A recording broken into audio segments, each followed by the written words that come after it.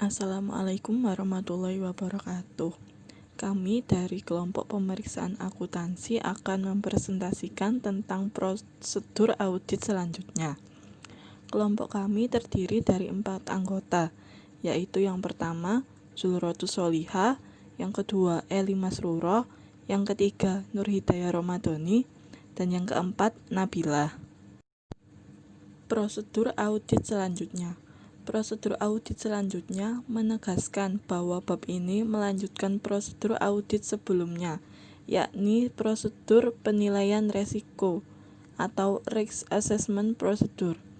Ada 3 ISA yang menjadi tujuan utama dalam bab ini, yakni ISA 330 alinea keempat yang menyajikan definisi substantif prosedur dan test of control. Yang kedua ada ISA 505 dan yang ketiga ada ISA 520. Tujuan audit ISA 330. Untuk tujuan ISA, istilah-istilah berikut bermakna. Yang pertama, substantif prosedur atau prosedur substantif adalah suatu prosedur audit yang merancang untuk mendeteksi salah sajian material pada tingkat asersi. Prosedur substantif terdiri dari yang pertama, test of detail atau uji detail atau rincian atas jenis transaksi atau classes of transaction, saldo akun, dan disclosure. Lalu yang kedua ada substantif analytical procedure, yaitu prosedur analytical substantif. Lalu selanjutnya ada test of control atau uji pengendalian. Uji pengendalian adalah suatu prosedur audit yang dirancang untuk mengevaluasi berfungsinya secara efektif pengendalian untuk mencegah atau mendeteksi dan memperbaiki salah sajian material pada tingkat asersi. Selanjutnya ada prosedur audit. Yang pertama, ada prosedur substantif. Prosedur substantif dapat dilaksanakan auditor untuk yaitu 1. Mengumpulkan bukti tentang asersi yang menjadi dasar dan merupakan bagian yang tidak terpisahkan dalam saldo, akun, dan jenis transaksi. Lalu yang kedua, mendeteksi salah saji material. Prosedur audit yang kedua ialah uji pengendalian atau test of control. Uji pengendalian dilakukan auditor untuk mengumpulkan bukti mengenai berfungsinya secara efektif pengendalian internal, yakni menangani asersi-asersi tertentu.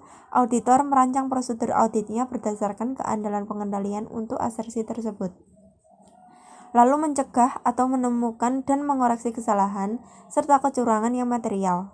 Uji pengendalian meliputi pemilihan representatifnya, artinya mewakili seluruh populasi untuk A. mengamati berfungsinya prosedur pengendalian internal, B. menginspeksi bukti bahwa prosedur pengendalian internal memang dilakukan, C. menanyakan bagaimana dan kapan prosedur pengendalian internal dilakukan, dan mengulangi melaksanakan atau reperform prosedur pengendalian. Uji pengendalian dengan rotasi. Faktor-faktor yang tidak memungkinkan penggunaan pengujian dengan rotasi terdiri dari prosedur audit bergantung pada pengendalian untuk memitigasi atau mencegah risiko yang signifikan. Lalu, pengendalian internal sudah berubah sejak audit yang lalu atau risiko yang dimitigasi atau dicegah oleh pengendalian tersebut sudah berubah. Lingkungan pengendalian lemah. Lalu, pemantauan atas berjalannya pengendalian internal lemah. Lalu ada unsur manual yang signifikan dalam pengendalian yang diuji.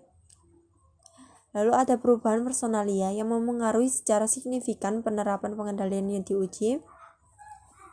Lalu ada perubahan keadaan mengindikasikan diperlunya perubahan dalam pengendalian.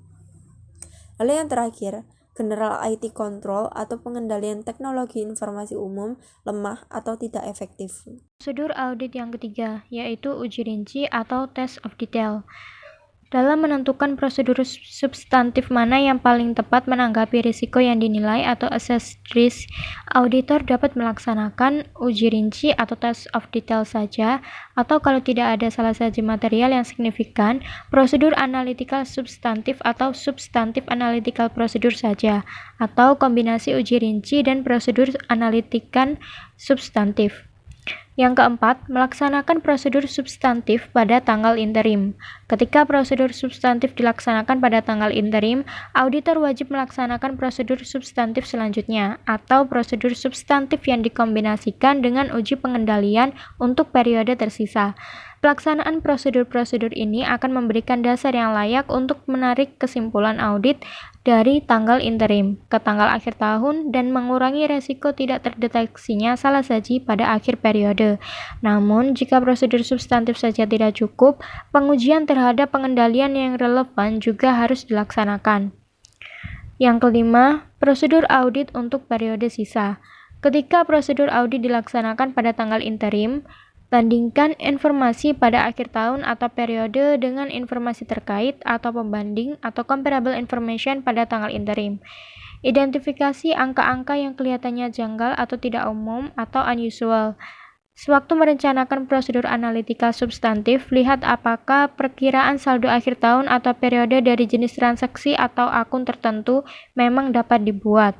Dan perhatikan prosedur entitas untuk menganalisis dan menyesuaikan jenis transaksi atau saldo akun pada tanggal interim, untuk memastikan entitas telah melakukan proses bisa batas akuntansi dengan benar, atau proper accounting cut-off. Yang selanjutnya adalah prosedur audit, di mana prosedur substantif yang dilaksanakan dalam periode yang lalu. Penggunaan bukti audit yang diperoleh melalui prosedur substantif yang dilaksanakan dalam periode yang lalu dapat dimanfaatkan dalam perencanaan audit tahun ini. Namun, proses substantif yang dilaksanakan dalam periode yang lalu lazimnya tidak atau sedikit sekali memberi bukti audit untuk tahun berjalan. Yang selanjutnya ada konfirmasi eksternal. ISA 505.5 menyatakan tujuan auditor dalam menggunakan prosedur konfirmasi eksternal ialah merancang dan melaksanakan prosedur untuk memperoleh bukti audit yang relevan dan andal. Selanjutnya ada prosedur analitikan substantif. Teknik prosedur ialah memilih teknik yang paling tepat untuk memberikan tingkat analitikal. Ada beberapa teknik yang dapat digunakan untuk melaksanakan prosedur analytical atau analytical procedures. Antara lain, yang pertama ada analisis rasio atau rasio analysis. Yang kedua ada analisis trend atau trend analysis. Yang ketiga ada analisis pulang pokok atau break-even analysis. Yang keempat ada analisis pola atau pattern analysis. Dan yang kelima ada analisis regresi atau regression analysis. Selanjutnya ada prosedur analitikan dalam merumuskan opini.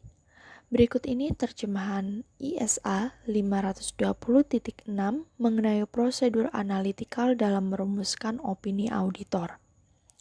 Auditor wajib merancang dan melaksanakan prosedur analitikal menjelang akhir audit untuk membantunya merumuskan kesimpulan menyeluruh mengenai apakah laporan keuangan entitas konsisten dengan pemahaman auditor mengenai entitas tersebut. Perbedaan dengan ekspektasi. Apabila terdapat perbedaan dari ekspektasi dengan hasil investigasi, auditor dapat menyimpulkan bahwa perbedaan antara record amounts dengan auditor expectation adalah: yang pertama, tidak mencerminkan salah saji, atau yang kedua, mungkin mencerminkan salah saji dan diperlukan prosedur audit selanjutnya untuk memperoleh bukti audit yang cukup dan tepat bahwa salah saji yang material terjadi atau tidak terjadi. Sekian presentasi dari kelompok kami. Apabila ada yang ditanyakan, silakan langsung menuju ke forum Spada. Terima kasih. Sekian. Wassalamualaikum warahmatullahi wabarakatuh.